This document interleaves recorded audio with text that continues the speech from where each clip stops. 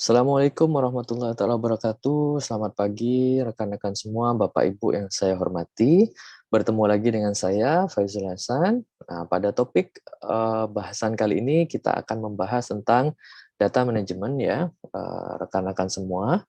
Nah, untuk outline pada pokok bahasan ini, maka saya membaginya menjadi tiga. Yang pertama, nanti kita belajar bagaimana manajemen data, kemudian yang kedua bagaimana mengisi Prisma Flowchart, dan yang ketiga adalah bagaimana kita melakukan download untuk full text-nya. Nah, untuk manajemen data,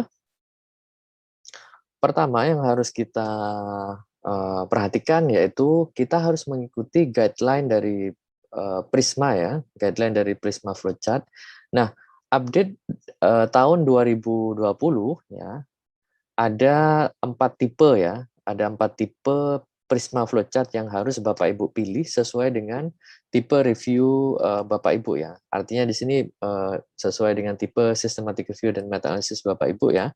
Kemudian untuk pengisian ini minimal dilakukan oleh 2 orang Bapak Ibu ya, minimal 2 orang, dan dianjurkan untuk menggunakan software ya, citation software ya.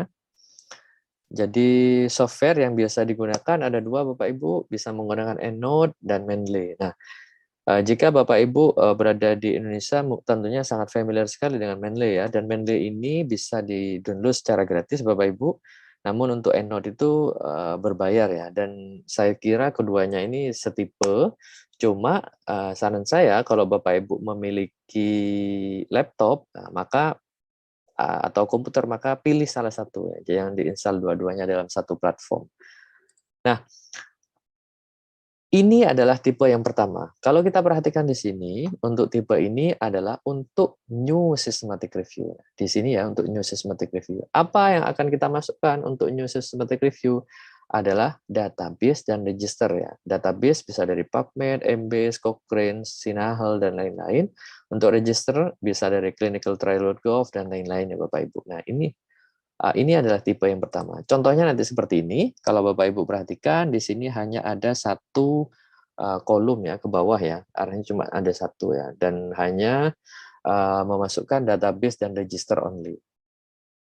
Nah, yang kedua adalah tetap masih new systematic review, namun ada tambahannya Bapak Ibu. Tambahannya apa? Include other source-nya. Jadi kalau kita perhatikan, bedanya dengan yang pertama, ini masih include seperti yang pertama ya, new systematic review. Cuma ini ada tambahannya other source. Nah, other source itu dari mana? Bisa dari web searching, conference searching, dan lain-lain ya, hand searching dan lain-lain. Contohnya seperti apa? Nah ini, kalau kita perhatikan tipe dari flowchart ini, ada tambahan ini Bapak Ibu ya, identification of studies via other method ya. Ini yang kita tambahin nantinya. Nah, yang selanjutnya yaitu updated systematic review. Nah, ini adalah bedanya dari 2 tipe yang tadi ya. Kalau 2 tipe yang tadi adalah new, kalau ini updated. Nah, apa updated itu? Nah, ketika Bapak Ibu sudah menemukan systematic review sebelumnya ya, dan Bapak Ibu ingin melakukan mungkin sebelumnya kurang komprehensif atau ada missing gap yang perlu ditambahin. Nah, Bapak Ibu bisa menggunakan yang versi ini. Apa saja komponennya? Masih tetap sama, ada database, ada register, dan ini tambahannya ya, recheck from previous study meta-analysis. Jadi misalkan meta-analysis sebelumnya menginclude 5 ya, dan karena butuh diupdate, sudah mungkin 5 tahun, dan Bapak Ibu sudah menemukan database-nya menjadi included study-nya menjadi misalkan 20 atau lebih ya, itu maka yang 5 dari previous meta-analysis itu harus Bapak Ibu cross-check dan harus dimasukkan di yang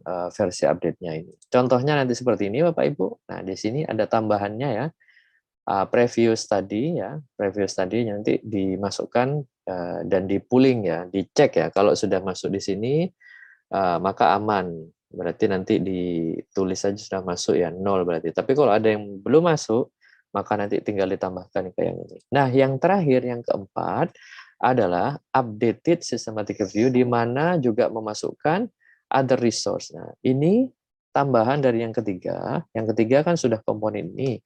Namun ya udah sampai kemudian ini, namun ini ada tambahan include other resource. Dari mana? Web searching, conference searching, dan other. Juga tetap sama, harus dicek from previous systematic review dan meta analysis. Kalau kita lihat di sini Bapak Ibu, nah ini bisa saya katakan sedikit complicated karena kalau kita lihat dari bagian ini benar-benar komprehensif. Yang pertama, kalau Bapak Ibu memasukkan database dan register, maka akan masuk di kolom ini ya, ke bawah ya, sampai di sini.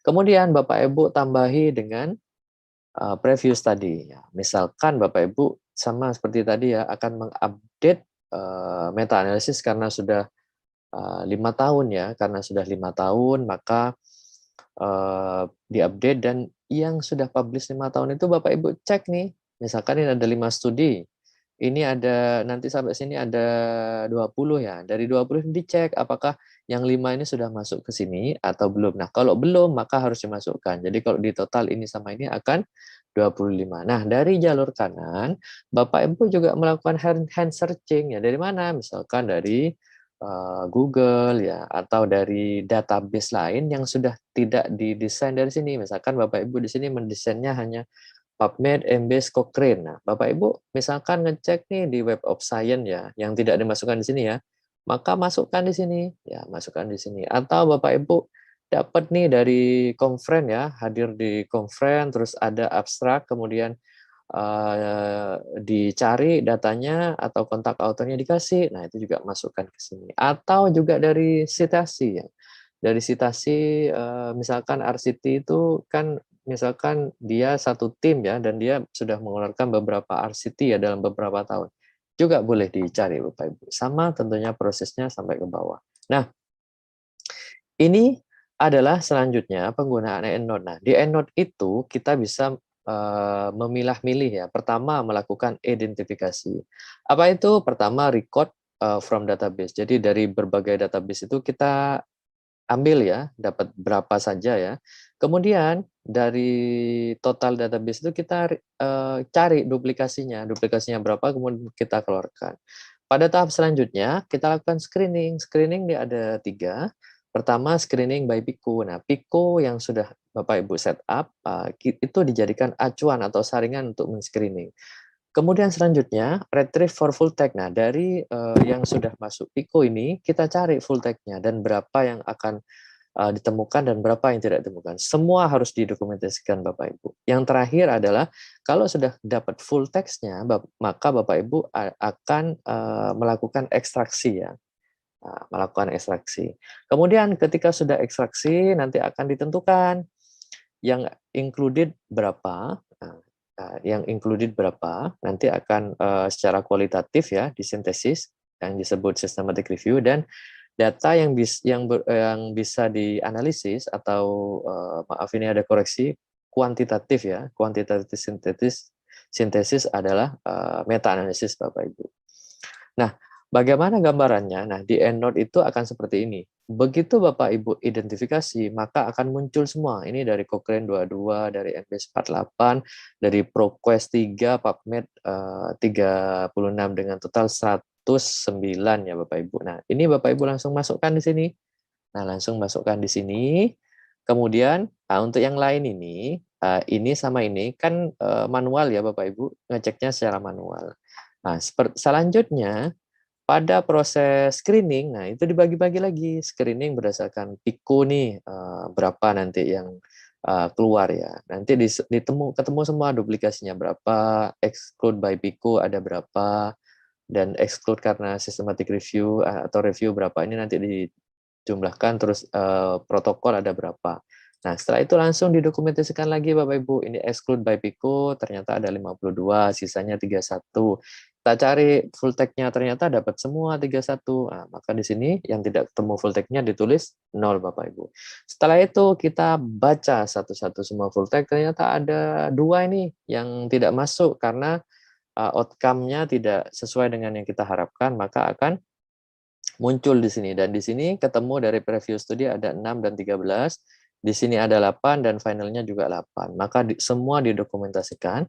Nah, Kalau Bapak Ibu perhatikan di sini yang saya include adalah 16. Maka yang ditulis di sini ya Bapak Ibu 16 ya.